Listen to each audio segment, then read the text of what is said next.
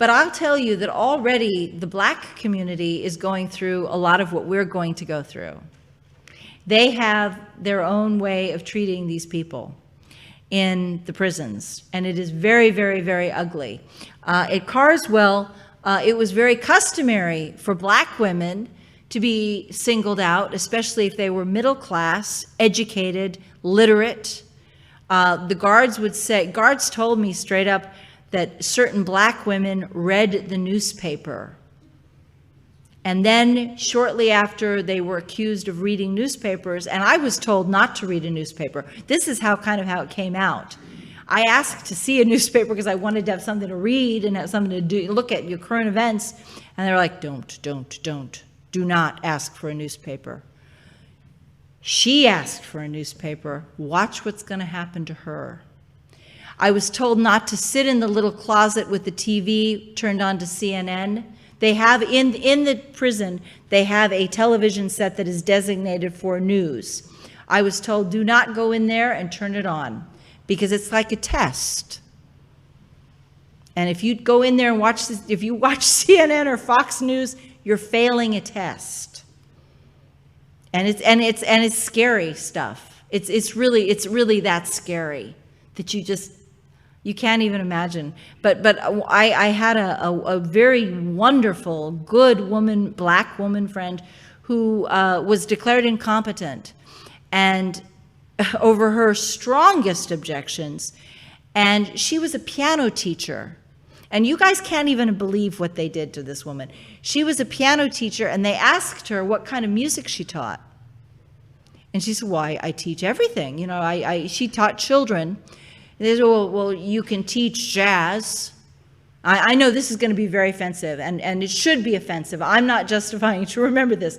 It's okay if you teach jazz. It's okay if you teach rhythm and blues.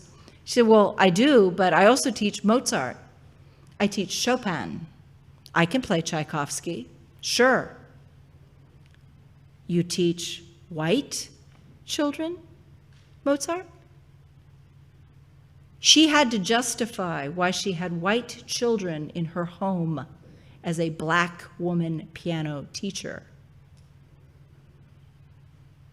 And she had to fight the same battle that I did, not to be doped up with Haldol, because she was suffering middle-class pretensions of being a black person who thought she was going to be like us. What?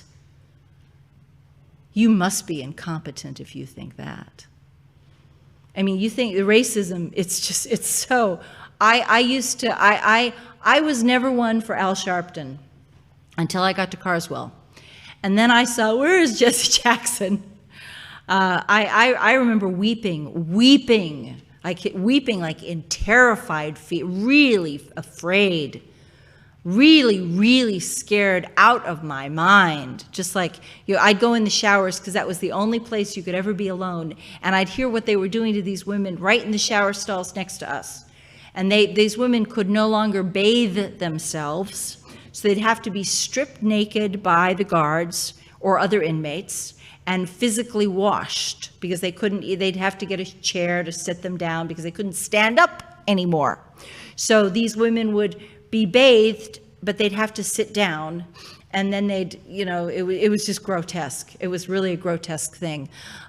They could not walk, they could not speak, they could not carry a chair into the bathroom. We actually had big arguments over, I remember being really ripped to shreds because I took a chair out of a bathroom once, and it turned out it was one of the black women who had been reading a newspaper,